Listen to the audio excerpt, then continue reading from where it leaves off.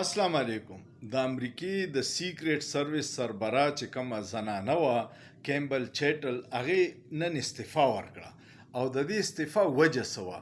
تاسو ته یاد شي څو ورځې مخکې په ډونلډ ټرمپ باندې حمله شوې وه او په هغې کې د هغه د غوږ سره ګولۍ تېره شوې وه او بچ شو.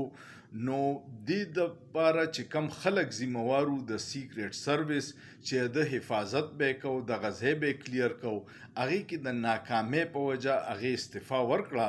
خو د دې نه مخکې یو دلچسپ صورتحال جوړ شو چې هغې د سینټ ممبرانو راغوښتې وه او تپوسونه یې ترې کول او ما هغه یو ویډیو وکته، هغې نه ممبرانو دومره سخت سوالونه کول او د هغې سره د ډېرو خبرو جواب نه و. نو ممبرانو ورته وی چې ته په دې کې ناکامه شوې، په کار نه ده چې ته استعفا ورکې. دا هغه سیشن چې ختم شو نو هغې استعفا ورکړه.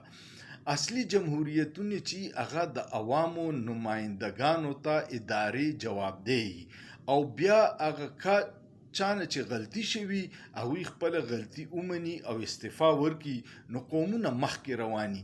ځکه چې یو کس بار بار نااهلي کوي او بیا هم مسلطي او ضد کوي چې بس زه ټیک یم او تاسو غلطه یې، یا ځینې ادارې د پارلیمنټ نه بالاتري یا چاته ځان جوابدی نه ګڼي.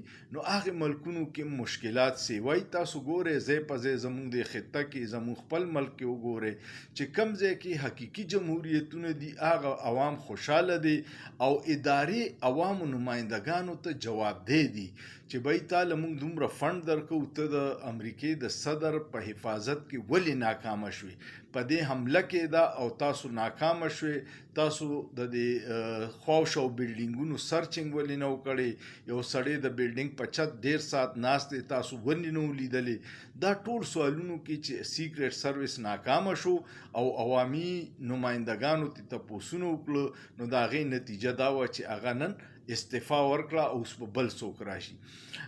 زموږ په ملکونو کې چې داسې څه واقعات وشي نو د هغې یو انکوایري جوړه شي او بدقسمتۍ نه د هغې انکوایري ریپورټ چرې شایع نه شي او کم کسان پکې ذمهوار ومي، بس څه موده پس د خلکو نه واقعه یره شي او بیا هغه ذمه داران بیا په خپلو غټو غټو پوسټونو راشي او اکه مرات دي.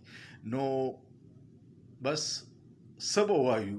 د سوشل میډیا په وجه تاسو ته نن سبا د هر څه پته ده چې څه کیږي، اوس څه پټیږي نه، د کم ادارې، د کم پارلیمنټ، د کم حکومت څه کردار دی، څه کارکردګي ده او د عوامو ولې څه بدحالي ده. نو دغه ټول ستاسو مخې ته دي.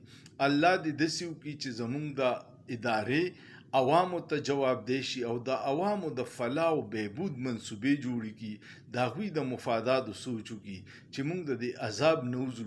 ځکه چې دې وخت کې خلک ډیر زیات په مشکلاتو کې دي او څه رڼا نه ښکاري، ځکه چې هره اداره په خپل یو ضد کې ده، په خپل زور کې ده او د ادارو جګړې چې بیا د عوام د مشکلاتو کې اضافه کوي. الله دې زموږ په پاکستان رحم وکړي او تاسو په سوچ وکړئ، په سوچ کې څه ګناه نشته.